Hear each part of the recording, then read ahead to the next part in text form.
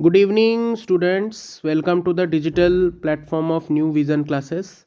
आज मैं जो आप लोगों के लिए टॉपिक लेकर आया हूँ वो है क्लास 9th का फिज़िक्स का चैप्टर ग्रेविटेशन। मेरा नाम अमित सर है, ये मेरा कॉन्टैक्ट नंबर है। कोई भी इश्यूज़ हो, कुछ भी आप लोगों को इंक्वायरी हो तो इससे आप पता कर सकते हैं नंबर से, ये मेरा ही नंबर है।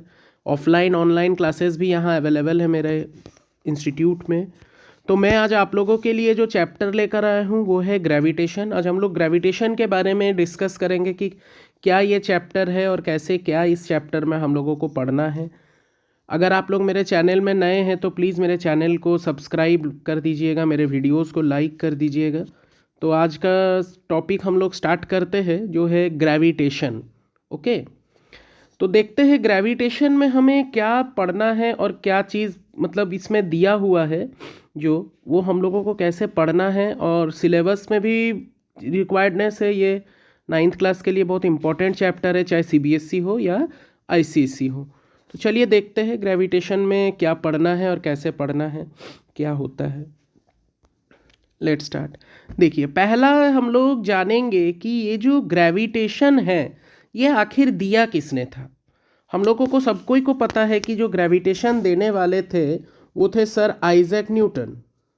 जो ग्रेविटेशन देने वाले थे वो है सर आइजैक न्यूटन। ये हम लोग देख सकते हैं, ये हम लोग जानते हैं कि जो ग्रेविटेशन देने वाले थे वो सर आइजैक न्यूटन थे।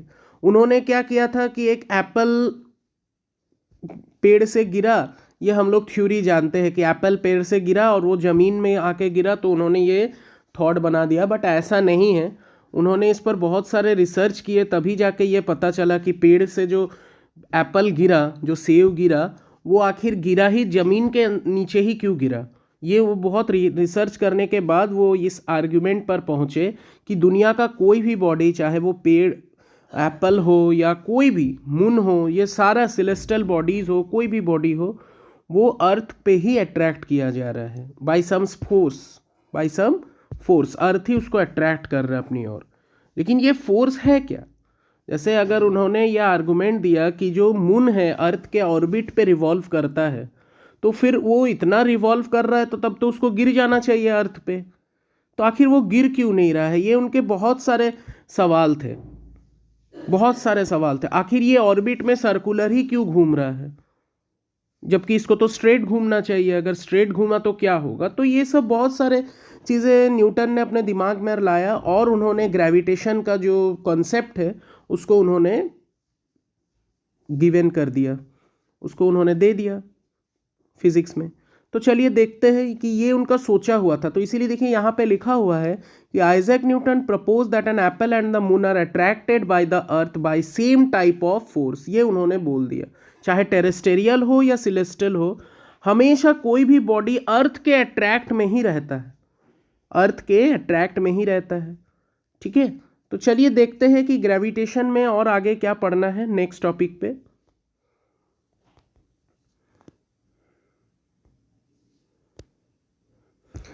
तो ग्रेविटेशन क्या है? अकॉर्डिंग टू न्यूटन ग्रेविटेशन क्या था? तो gravitation is a natural phenomena bye which object with मास, ये बात का ध्यान रखना है कि जो ऑब्जेक्ट है उसके पास कुछ ना कुछ मास है, जो ऑब्जेक्ट है उसके पास कुछ ना कुछ मास अवेलेबिलिटी है, तभी वो ये चीज़ कर पा रहा है।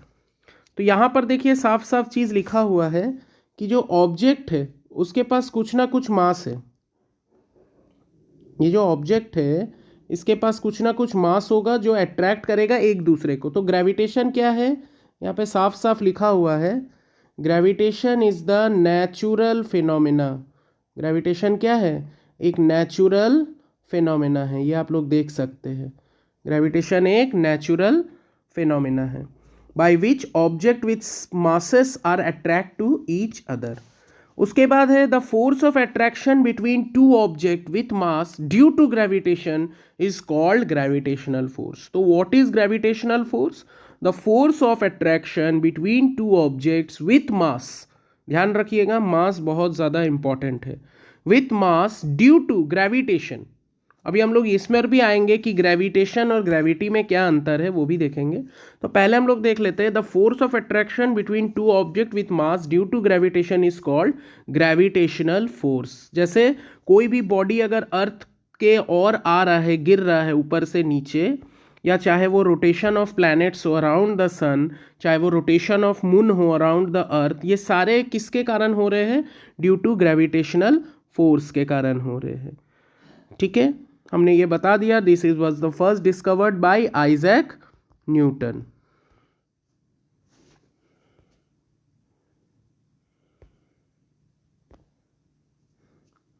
देखिए ये एक कंसेप्ट आ गया यहाँ पे, सॉरी, ये आप लोग देख सकते हैं। एक एग्जाम्पल, एक एक्टिविटी दिया गया है कि एक लड़का है, उसने एक स्टोन को थ्रेड से टाई किया हुआ और उसको वो घुमा रहा है। एक पतला रस्सी लिया और उसको छोटे पत्थर से बांधकर वो उसको सर्कुलर पाथ पे घुमा रहा है। तो जैसे वो थ्रेड को रिलीज करेगा, जैसे ही वो थ्रेड को रिलीज करेगा, वो स्टोन क्या होगा? एक स्ट्रेट लाइन पर tangential to the circular path बन जाएगा। ये आप लोग थर्ड एग्जाम्पल में देख पा रहे हैं, थर्ड एक्टिविटी में।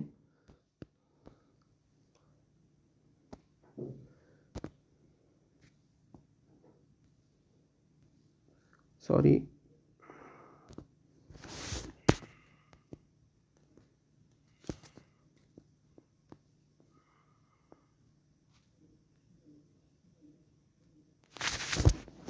ये थर्ड में आप लोग देख सक रहे हैं।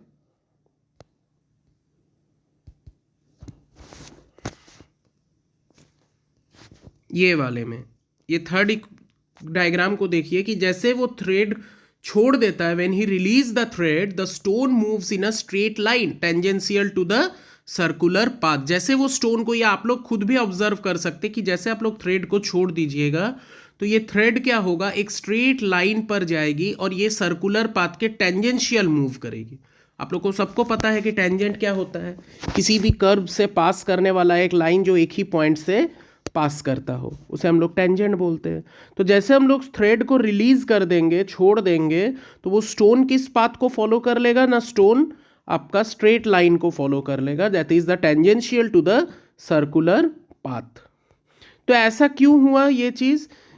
तो ऐसा इसीलिए हुआ क्योंकि हम लोग ये चीज आगे देखेंगे नेक्स्ट पैराग्राफ में कि the motion of the stone in a circular path involves changes in direction and velocity और acceleration। ये जो मोशन है सर्कुलर पाथ पे ये स्टोन का, आप लोग इस डायग्राम को ध्यान से देखिए। ये जो डायग्राम है,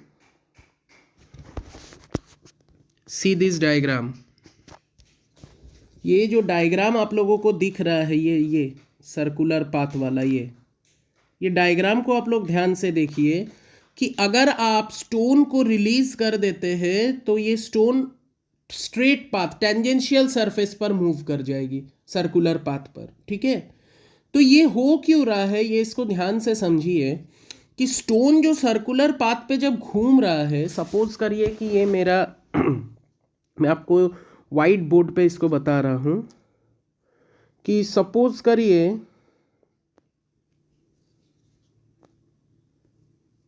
कि ये एक सर्कुलर पाथ है। ठीक है, this is the circular path, see this is the circular path. और अगर यहाँ पर कोई बॉडी सपोज करिए है, और ये बॉडी क्या हो रहा है, इस पाथ के ऑल राउंडर ये मूव कर रहा है। कभी ये बॉडी यहाँ आ रहा है, कभी ये बॉडी यहाँ आ रहा है, कभी ये बॉडी यहाँ आ रहा है, कभी ये बॉडी यहाँ आ रहा है। मतलब ले देकर ये बॉडी हर पाथ पे मूव कर रहा है। ओके, ऐसे। तो हम लोग ये देखते हैं कि ये जिस पाथ पे घूम रहा है वहां तो इसका कांस्टेंट है, क्योंकि जिस पाथ का रेडियस हम लोग माने हैं, सपोज करिए कि ये पाथ का रेडियस है, इसको हम लोग आर से डिनोट किए हैं, ये पाथ का रेडियस है। तो अगर ये रेडियस पे घूम रहा है, आर रेडियस का, तो इसका डिस्टेंस क्या है, कांस्टेंट है, ये तो डिस्टेंस कांस्टेंट मेंटेन किए हुए चल रहा है।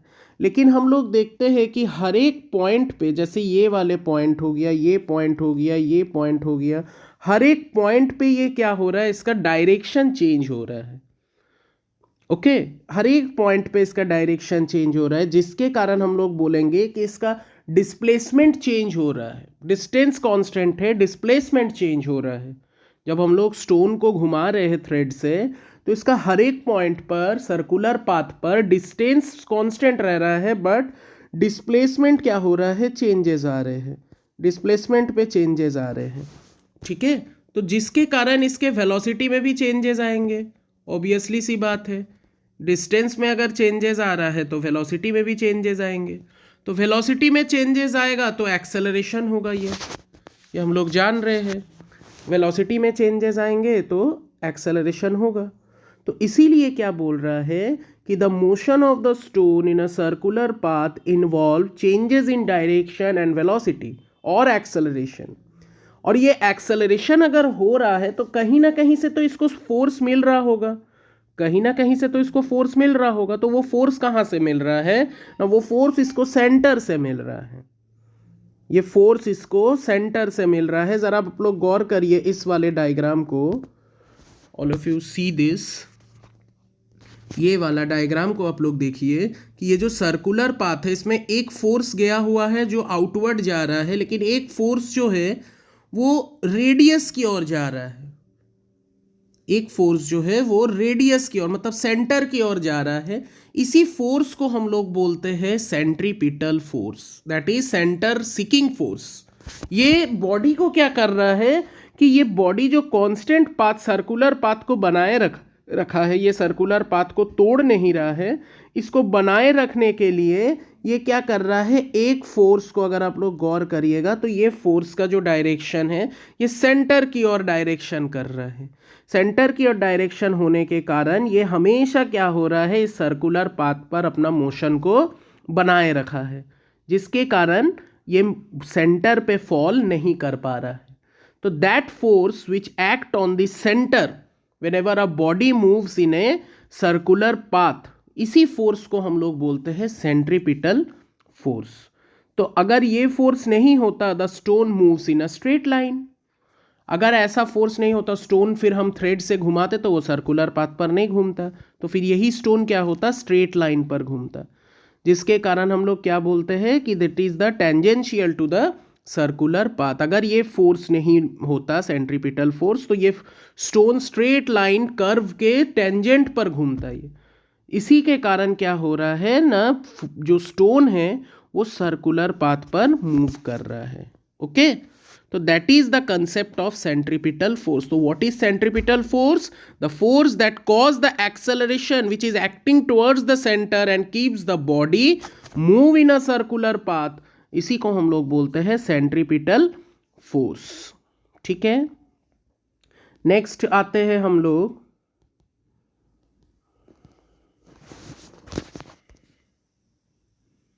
देखिए सेंट्रीपिटल फोर्स का क्या क्या एप्लीकेशंस हो सकते हैं। ये जो अर्थ के अबाउट मून मूव कर रहा है, रिवॉल्व कर रहा है, रोटेट कर रहा है, तो ये किसकी वजह से है, सेंट्रीपिटल फोर्स की वजह से। बिना इस सेंट्रीपिटल फोर्स का ये संभव नहीं होता। According to the Newton third law of motion, the apple attract the earth, but according to the second law of motion, acceleration is inversely proportional to the mass. Acceleration क्या होता है, क्योंकि हम लोग ये चीज़ जानते हैं, आप लोग अगर ध्यान दीजिएगा कि आप लोग न्यूटन के सेकेंड लॉ ऑफ मोशन को बहुत अच्छे से जानते हैं कि force is equal to mass into acceleration.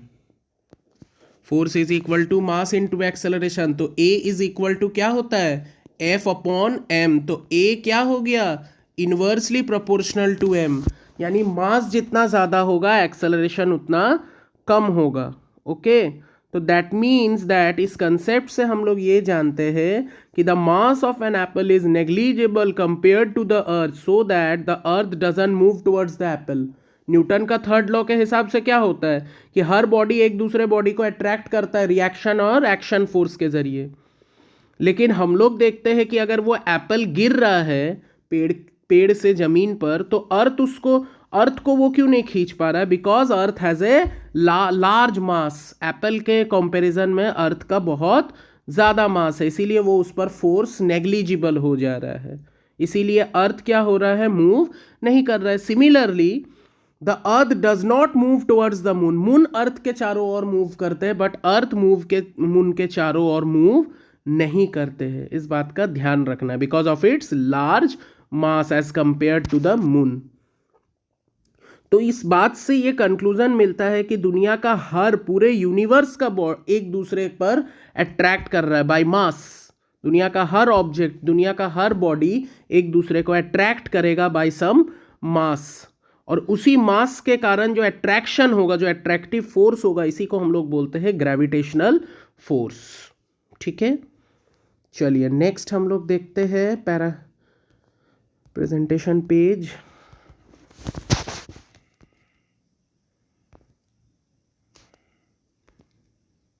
Now the basic topic, that is universal law of gravitation। इसको आइजैक न्यूटन ने ही दिया था, यूनिवर्सल लॉ ऑफ ग्रेविटेशन। तो यहाँ तक हमारी क्लियर हो गई कि ग्रेविटेशन किसने दिया, कैसे इसकी उत्पत्ति हुई, और ग्रेविटेशन के कारण क्या क्या एप्लीकेशंस हो रहे हैं, सेंट्रीपिटल फोर्स क्या है, सेंट्रीपिटल फोर्स के कारण क्या क्या हो रहे हैं। और एक बात हमेशा जान लीजिएगा आप लोग, एक बात, क्योंकि हर चीज़ पीपीटी में देना संभव नहीं होता है, तो कुछ बातें जो है वो मैं डिस्कस भी कर देता हूँ आप लोग से। कि जैसे हम लोग देखते हैं कि जो सेंट्रीपिटल फोर्स का फॉर्मूला होता है, जो सेंट्रीपिटल फोर्स का फॉर्मूला होता है वो मैं आप लोगों को बता देना चाहता हूँ कि जो फॉर्मूला होता है सेंट्रीपिटल फोर्स का, that is mv² upon r। v is the velocity, m is the mass, f is the centripetal force and r is the radius of the circular path। इस बात का ध्यान रखिएगा आप लोग, ठीक है। वैसे मैं पीपीटी का पीडीएफ भी आप लोग को लिंक पे भेज दूंगा डिस्क्रिप्शन पे, डोंट वरी। तो ये होता है हमारा सेंट्रीपिटल फोर्स का formula, that is mv² upon r। Okay, इसको ध्यान रखिएगा। और एक बात और चीज़ मैं बता देना चाहता हूँ कि सेंट्रीपिटल फोर्स रियलिटी में कभी एग्जिस्ट नहीं करता है। ये एक स्यूडो फोर्स है, मतलब एक झूठा फोर्स है, एक काल्पनिक चीज़ है। ऐसा दुनिया में कोई भी बॉडी, मतलब सेंट्रीपिटल फोर्स बोलकर दुनिया का कोई भी फोर्स होता नहीं है। ये रीज़न इज़ दैट कि आप लोग देख पा रहे हैं कि सेंट्रीपिटल फोर्स को बस सिर्फ, चूंकि ये सेंटर की ओर लग रहा है इसीलिए इसका नाम दिया गया है। आगे हम लोग इसके बारे में डिस्कस करेंगे फर्दर क्लासेस में कि सेंट्रीपिटल फोर्स को क्यों झूठा फोर्स बोला गया है दुनिया का, क्योंकि हम लोग शायद ये चैप्टर में डिस्कस कर चुके हैं। तो इस चैप्टर को मैं ज़्यादा लेंदी में नहीं ले जाना चाहता हूँ, इसीलिए मैं, आप लोग इससे पहले पढ़ चुके हैं कि centripetal force is why called a pseudo force. दोनों ही फोर्स, एक सेंट्रीफ्यूगल भी होते हैं जो आउटवर्ड की ओर लगते हैं, तो ये दोनों फोर्स ही अपने आप में क्या है, एक अनरियल फोर्स है, ठीक है। इसको बस चूंकि ये सेंटर की ओर एक्ट कर रहा है इसीलिए इसका नाम दे दिया गया है सेंट्रीपिटल फोर्स। तो ठीक है, ये आप लोग फॉर्मूला देख लीजिएगा। ओके, सेंट्रीपिटल फोर्स का फॉर्मूला है। तो हम लोग नेक्स्ट आते हैं यूनिवर्सल लॉ ऑफ ग्रेविटेशन। हमारा नेक्स्ट टॉपिक है यूनिवर्सल लॉ ऑफ ग्रेविटेशन। तो यूनिवर्सल लॉ ऑफ ग्रेविटेशन क्या बोलता है कि every object in the universe attract every other object. पूरे ब्रह्मांड में जितनी भी बॉडी है, जितनी भी ऑब्जेक्ट है, वो एक दूसरे को अट्रैक्ट करते हैं बाय सम फोर्स से, और वो फोर्स जो होगा that is proportional to the product of their mass, that is proportional to the product of their mass. क्या है? Proportional to the product of their mass. इस बात का ध्यान रखना है। Product of their mass means that the force is directly proportional to, अगर मान लीजिए इसका मास m1 है और इसका मास m2 है, तो जो फोर्स होगा वो m1 m2 के प्रोडक्ट के डायरेक्टली प्रोपोर्शनल होगा and inversely proportional to the square of the distance between them. और क्या होगा कि ये जो इनके बीच में डिस्टेंस है d, उनका ये इनवर्सली प्रोपोर्शनल होगा स्क्वायर का, ऐसा इनवर्सली प्रोपोर्शनल होगा स्क्वायर का, ठीक है, इस बात का ध्यान रखना है हमें। यही कहता है हमारा यूनिवर्सल ग्रेविटेशनल लॉ। ठीक है, इसको न्यूटन ने ही दिया था, ये बात को भी आप लोग को ध्यान में रखना है। ओके, तो ये क्या बोल रहा है कि every object in the universe attract every other object with some force that is proportional to the product of their masses and inversely proportional to the square of the distance between them। ये force हमेशा line joining, एक बात का ध्यान रखना है। ठीक है, ये जो फोर्स होते हैं इनको हम लोग सेंट्रल फोर्स बोलते हैं। ग्रेविटेशनल फोर्स को हम लोग क्या बोलते हैं? सेंट्रल फोर्स बोलते हैं, इस बात का ध्यान रखना है। ठीक है, क्यों सेंट्रल फोर्स बोलते हैं? क्योंकि यहाँ देखिए साफ साफ लिखा हुआ है कि जो ग्रेविटेशनल फोर्स है, जो ग्रेविटेशनल फोर्स है, it is this force is along the line joining the centre of two objects. इस बात का ध्यान रखना है। ठीक है, कि जो फोर्स है ये हमेशा इन लाइन के अबाउट लगेगा। ये जो लाइन लगा हुआ है ए टू बी के थ्रू जो गया है, ये फोर्स हमेशा उस लाइन के अबाउट लगेगा। ठीक है, मतलब जो फोर्स है ये हमेशा इसी लाइन के अबाउट लगेगा। ये इसको अट्रैक्ट करेगा, ये इसको अट्रैक्ट करेगा। इसीलिए ग्रेविटेशनल फोर्स को हम लोग एक नया नाम बोलते हैं सेंट्रल फोर्स। जो फोर्स हमेशा उस लाइन के अबाउट लगता है, सिर्फ इसी के अबाउट लगेगा। अदर कोई भी बॉडी अगर इधर है तो इन दोनों को फर्क नहीं पड़ता है, ए और बी को। अगर कोई भी बॉडी सी डी ई कोई भी और अदर बॉडीज है तो एक टाइम पे सिर्फ ए टू बी का ही हमें फोर्स देखना है, ना कि वो दूसरे का देखना है। यही ये कह रहा है कि the force is always along the line joining the centre of two objects. दो ऑब्जेक्ट्स के लाइन जॉइनिंग के अबाउट ही लगेगा, मतलब ये इसको लगाएगा और ये इसको लगाएगा। सपोज अगर हम करते हैं कि सपोज देखिए कि अगर हम बोलते हैं कि this is body A, body B पर फोर्स लगा रहा है, तो हम लोग इसको लिखेंगे कैसे कि force on body B due to A, force on body B due to A is equal to, उतना ही मैग्नीट्यूड का ये भी फोर्स लगाएगा कि force on body A due to B, but खाली इसका डायरेक्शन अपोजिट हो जाएगा, इसीलिए हमने माइनस लगा दिया है यहाँ पे। इस बात का ध्यान रखना। ठीक है, तो चलिए इसका देखते हैं आगे और यूनिवर्सल लॉ ऑफ ग्रेविटेशन को। तो according to the universal law of gravitation, देखिए अभी हमने जो बता दिया कि जो फोर्स है between two object is directly proportional to the product of their mass. तो प्रोडक्ट ऑफ देयर मास, एक बॉडी अगर कैपिटल एम मास का है और एक बॉडी अगर स्मॉल एम का है तो ये डायरेक्टली प्रोपोर्शनल हो जाएगा m इंटू एम का, और इन्वर्सली प्रोपोर्शनल हो जाएगा डी स्क्वायर का। ठीक है, बाद में इन दोनों इक्वेशन को जब हम कंबाइन करते हैं तो एक इक्वेशन बनता है force proportional to m into m upon d square. Proportionality को जब हटाते हैं तो एक कांस्टेंट जुड़ता है जिसको हम लोग कैपिटल जी बोलते हैं, और ये कैपिटल जी हमारा क्या है ना, that is the universal gravitational constant. इसका वैल्यू देखिए दिया हुआ है, इसको हेनरी कैवेंडिश ने बनाया था, इसका वैल्यू ध्यान रखिएगा, दिया हुआ है नीचे, सॉरी ये वाला इसका वैल्यू है, इसको ध्यान रखिएगा, that is 6.67 into 10 to the power -11 newton metre square पर केजी स्क्वायर। ठीक है, इसका SI unit of G newton metre square पर केजी स्क्वायर होता है। ठीक है, next come to the point. देखिए इससे जुड़ा न्यूमेरिकल्स भी आप लोग देख सकते हैं, जस्ट फॉर्मूला बेस्ड है कि अगर मतलब एक मास है अर्थ का इतना, मून है, मून का मास है इतना, तो दोनों के बीच में कितना फोर्स लगता है, तो ये कैलकुलेट करके हमने यहाँ पर लाया है कि इन दोनों पे लगभग 2.202 into 10 to the power 20 newton का फोर्स लगता है। इस बात का ध्यान रखना है। ठीक है, नेक्स्ट आते हैं हम लोग importance of the universal law of gravitation. क्या क्या इंपॉर्टेंस हो गया इसके, कि जैसे ये फोर्स जो है हमारे अर्थ को बाइंड करके रखे हुए है, हमें अर्थ से बाइंड करके रखे हुए हैं। ये हम मेरे जितने भी अर्थ में बॉडी है, हमारे अर्थ में जितने भी बॉडीज है, ये सारे बाइंड है अर्थ के जरिए, बिकॉज ऑफ दिस फोर्स। कौन सा force? Gravitational force. The motion of the moon around the earth is due to gravitational force. Excuse me, sorry. The motion of the planets around the sun, ये भी gravitational force के कारण है। In fact the tides due to the moon and the sun, ये भी किसके कारण है?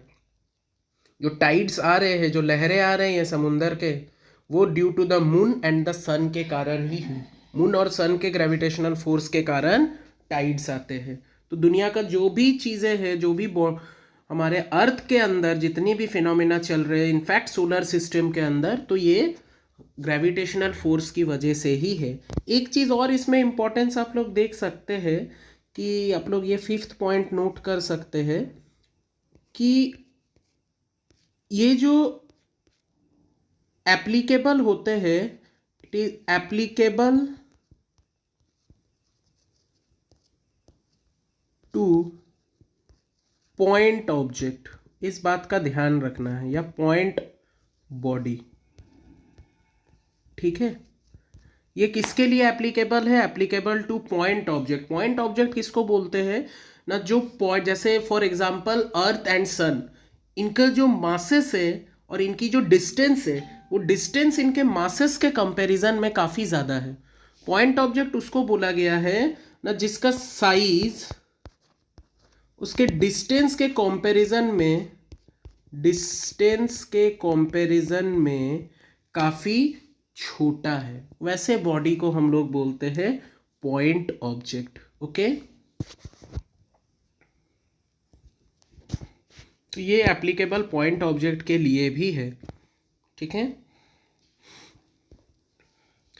Now come to the point. एक कंसेप्ट और आ जाता है हमारा, दैट इज फ्री फॉल। क्या होता है फ्री फॉल? जैसे अगर हम कोई बॉडी को सपोज करिए ऊपर से नीचे गिरा रहे हैं, सर्टेन हाइट से फॉल डाउन करवा रहे हैं, तो ये बॉडी आएगा कहाँ पे? अर्थ पे। ठीक है, ये अर्थ पे आएगा। तो अगर हम नॉर्मली प्रैक्टिकल केस देखते हैं, तो एक बॉडी को जब हम नीचे गिराते हैं, ऊपर से नीचे गिराते हैं, सॉरी, एक बॉडी को जब हम ऊपर से नीचे गिराते हैं, तो वो बॉडी में कुछ एयर रेजिस्टेंस भी लगता है, साथ ही साथ ग्रेविटेशनल पुल भी लगता है। लेकिन अगर हम इस एयर रेजिस्टेंस को मान लीजिए कि इग्नोर कर दे, if we ignore the air resistance, अगर एयर रेजिस्टेंस को इग्नोर कर दे, तो वो बॉडी क्या होगा? ओनली ग्रेविटेशनल फोर्स की वजह से ही फॉल डाउन करेगा। तो ऐसे फॉल डाउन को हम लोग फ्री फॉल बोलते हैं।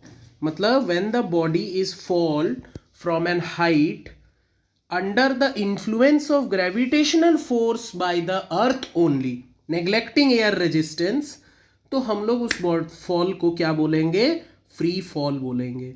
और एक बात हमेशा ध्यान रखिएगा कि while falling the direction of motion remain unchanged, direction of motion को अनचेंज रखना है, but the earth attraction cause a change in magnitude of velocity leading to the acceleration।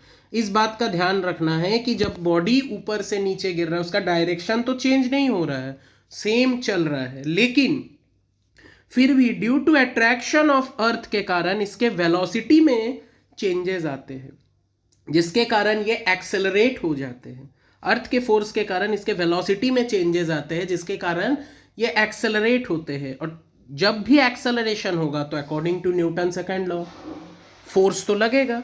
तो वो जो एक्सेलरेशन प्रोड्यूस्ड हो रहा है ड्यू टू फ्री फॉल, उसी को हम लोग क्या बोलते हैं? उसी को देखिए हम लोग इस 3rd पॉइंट पे, लास्ट पॉइंट पे, उसी को हम लोग बोलते हैं acceleration due to gravity, that is small g. इसका ऐसा यूनिट मीटर पर सेकेंड स्क्वायर होता है। ठीक है, नाउ अब हम लोग देखेंगे कि स्मॉल जी का वैल्यू क्या होता है और कैसे इसका फॉर्मूला इक्वेशन निकलता है।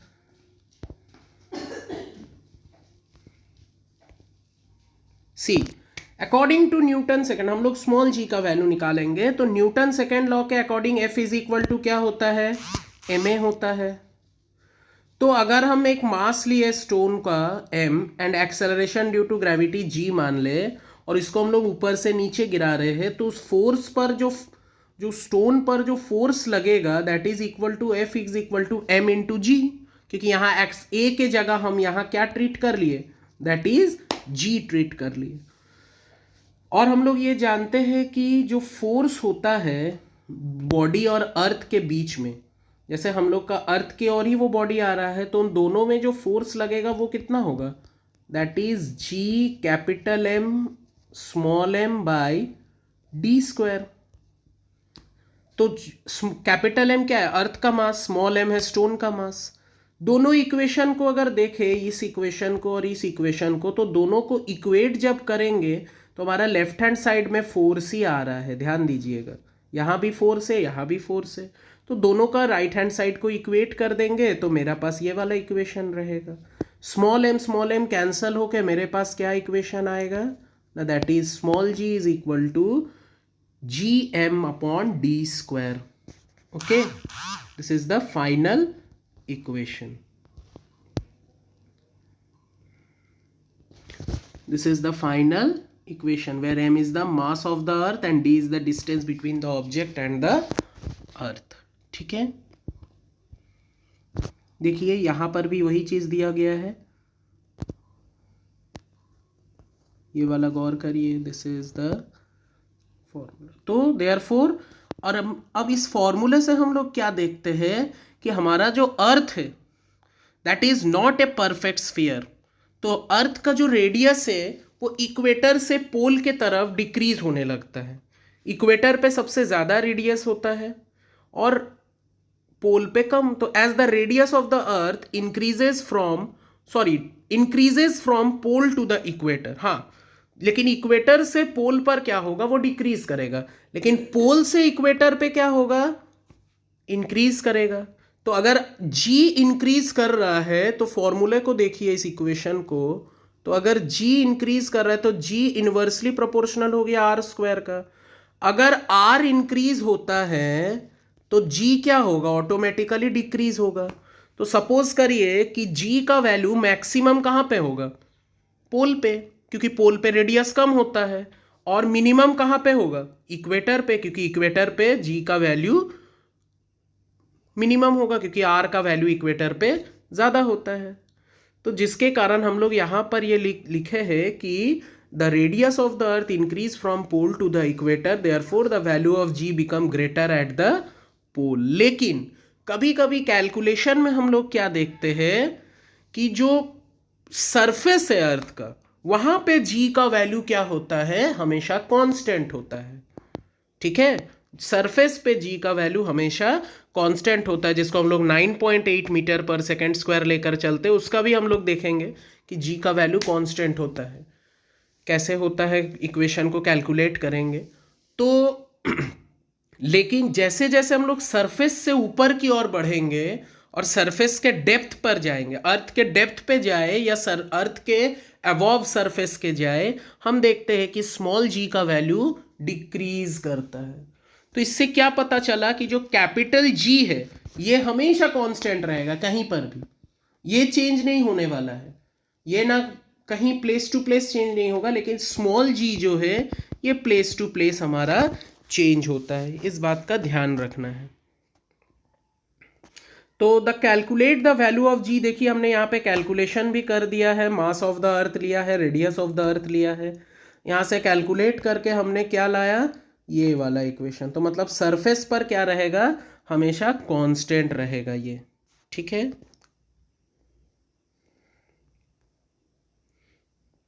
यहां पर देखिएगा एक एक्टिविटी है फ्री फॉल का, जिसको गैलीलियो ने एक्सपेरिमेंट में किया था।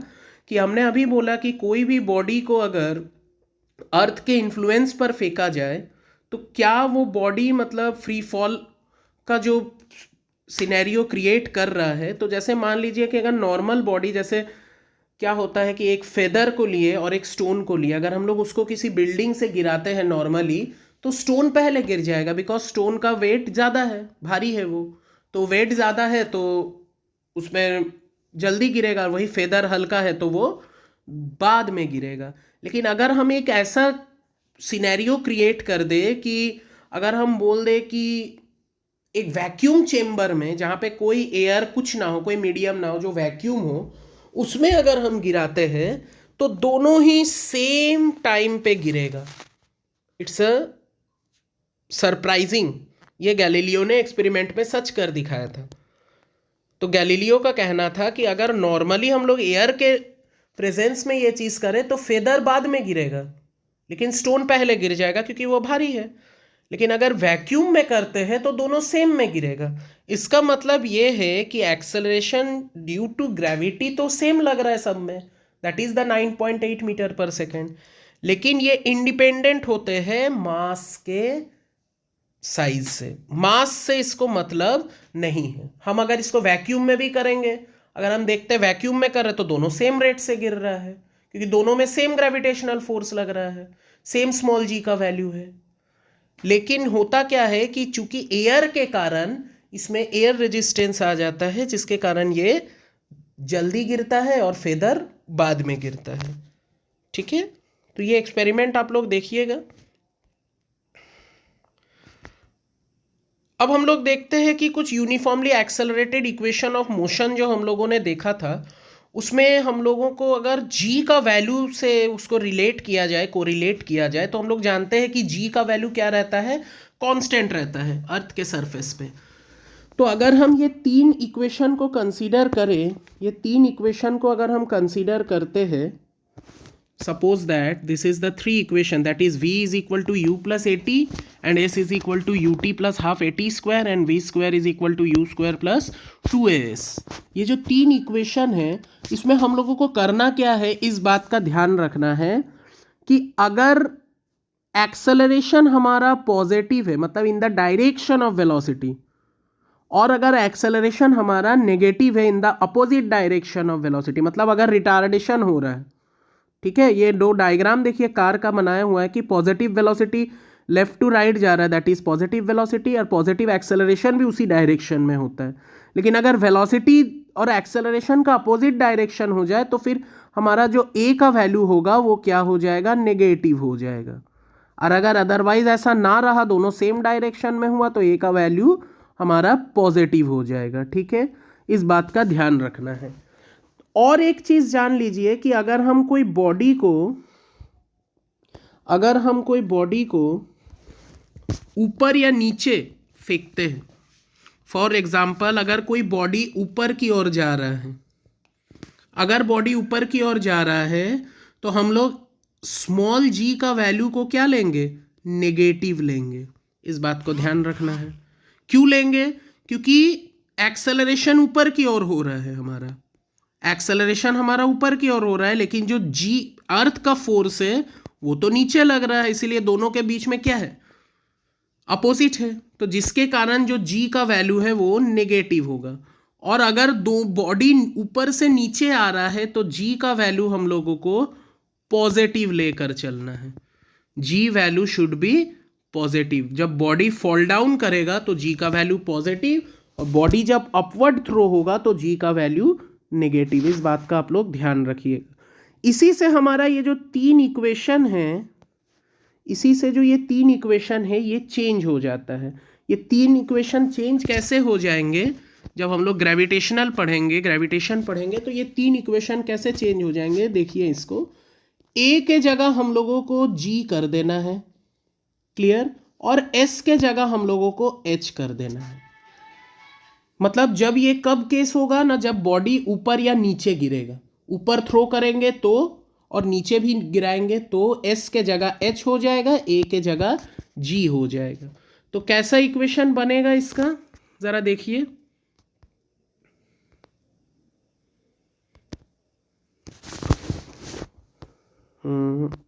एक सेकेंड,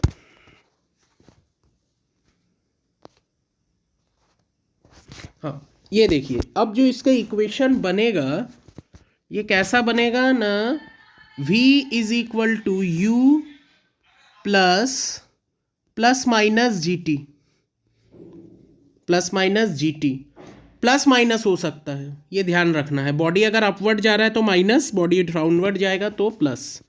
इसमें क्या हो जाएगा, h is equal to u t plus minus half g t square, ठीक है। और लास्ट वाला जो होगा that is v square is equal to u square plus minus two g h. इस बात का ध्यान रखिएगा, ठीक है। Plus minus two g h, ये जी हो जाएगा, एस के जगह एच हो जाएगा, ए के जगह जी हो जाएगा। इस बात का आप लोग ध्यान रखिएगा। देखिए यहाँ से कुछ इक्वेशन हमने बनाया है, कुछ न्यूमेरिकल से, ये आप लोग देख सकते हैं। This is the formula based है कि कार ऑफ हो रहा है ledge and drops to the ground 0.5 second, let g का वैल्यू, कभी कभी कैलकुलेशन के लिए हम लोग जी का वैल्यू क्या ले लेते हैं, 10 मीटर पर सेकेंड स्क्वायर लेते हैं ना, बट कि इसका वैल्यू 9.8 मीटर पर सेकेंड होता है, अप्रॉक्स वैल्यू है। यहाँ पे निकालना है what is it speeds on striking the ground, what is the average speed during 0.5 second, और how high is the ledge from the ground. सारा का सारा इक्वेशन ऑफ मोशन यहाँ पे देखिए लगा हुआ है, क्योंकि कार फॉल्स ऑफ अ लेज। का लेज मतलब क्या हो गया ना, कुछ इस तरीके का।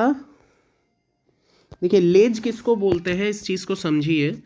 लेज जो होता है कुछ इस तरीके का एक सिनेरियो, मतलब एक कार है जो ऐसे गिर रहा है यहाँ पे, ठीक है।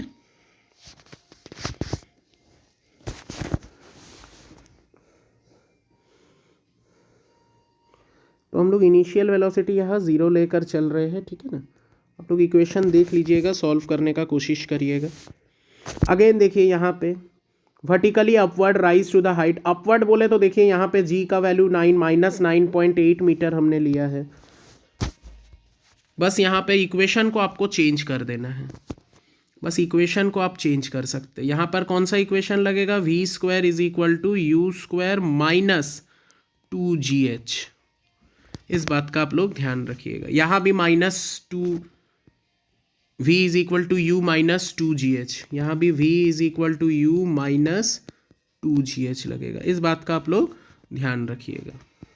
क्वेश्चन क्या बोल रहा है, an object is thrown vertically upwards and rises to the height 10 metre, calculate the velocity with which object has thrown upward. कितने वेलोसिटी से फेंका गया इसको। तो जब ऑब्जेक्ट अपवर्ड चल जाता है, इस बात का ध्यान रखिएगा, जब ऑब्जेक्ट ऊपर की ओर जाता है, जब ये ऊपर की ओर ऑब्जेक्ट जाएगा, इस बात का ध्यान रखना है आप लोगों को। ये ऑब्जेक्ट जब ऊपर की ओर जाता है तो फाइनल वेलोसिटी 0 हो जाता है, और जब हम लोग ऊपर से कोई नीचे फेंकेंगे तो उस चीज़ में इनिशियल वेलोसिटी 0 होगा। इस बात का ध्यान रखना है, इनिशियल वेलोसिटी 0 होगा। जब बॉडी ऊपर जाएगा तो फाइनल वेलोसिटी 0 हो जाएगा, जब बॉडी ऊपर से नीचे आएगा तो इनिशियल वेलोसिटी 0 हो जाता है, ठीक है। आगे देखते हैं। Now the mass and weight, what is the difference between mass and weight. ये बहुत बेसिक क्वेश्चन है, ये ग्रेविटेशन चैप्टर का बहुत इंपॉर्टेंट है। इसमें आप लोगों को difference between mass and weight exam में पूछा जाता है। मास होता क्या है, सिंपल अगर देखें, व्हाट इज मास। तो मास होता क्या है ना, मास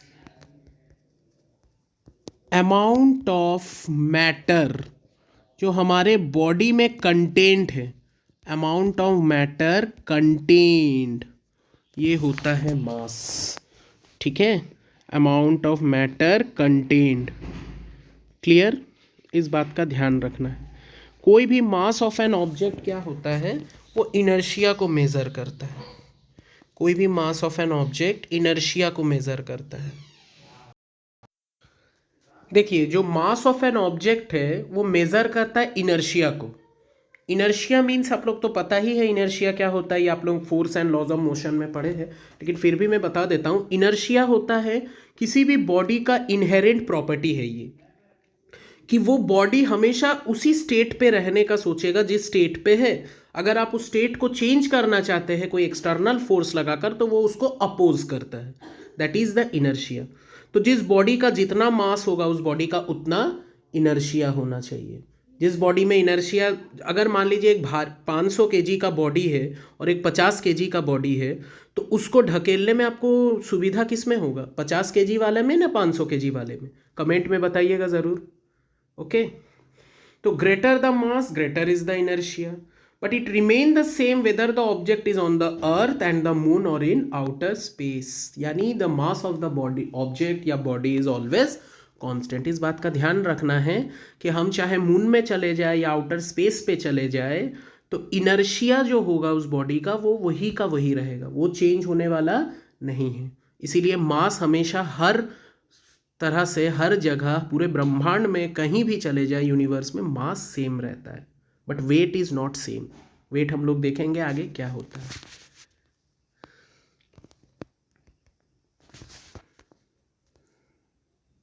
ये देखिए आ गया ये वेट। Weight is what?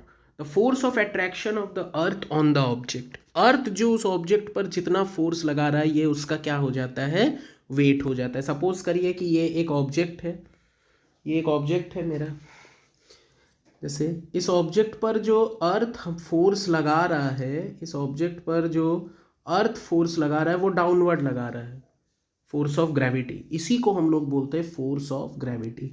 इस बात का ध्यान रखिएगा कि जो ग्रेविटेशन होता है, ग्रेविटेशन होता है और जो ग्रेविटी होता है ये एक दूसरे से बिल्कुल अलग चीज़ है।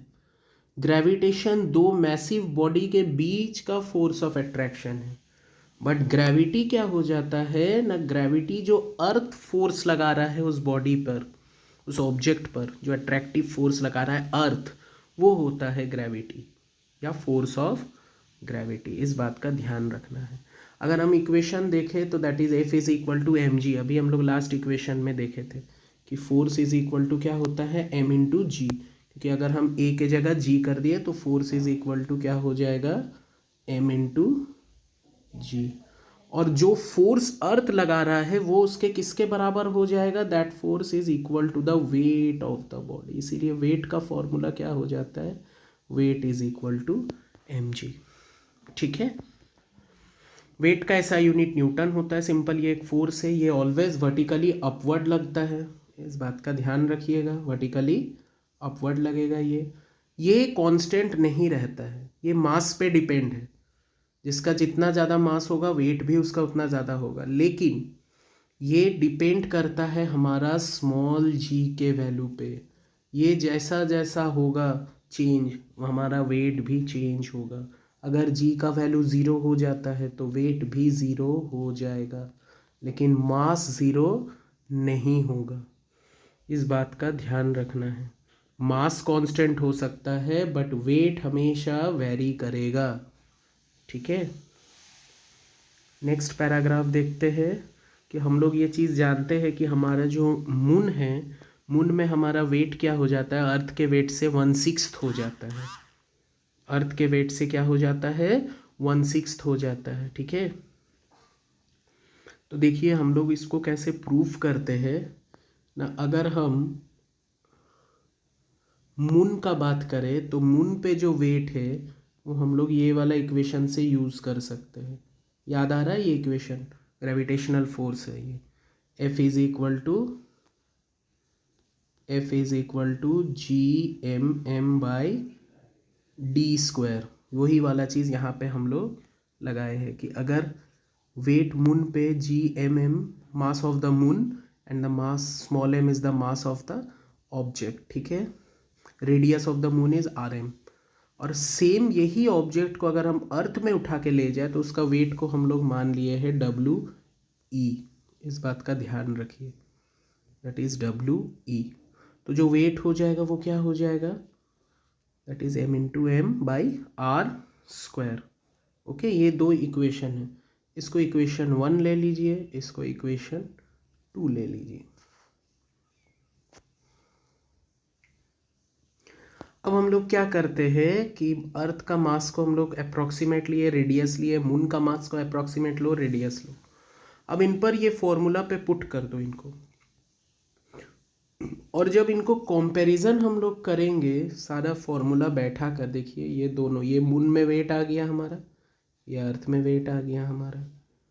जब इन पे कंपैरिजन करेंगे, जी का वैल्यू तो सब जगह सेम है, मास जो स्मॉल m है वो ऑब्जेक्ट का मास हर जगह सेम है।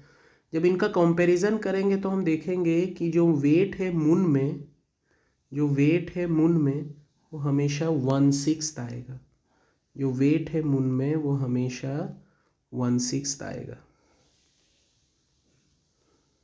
ये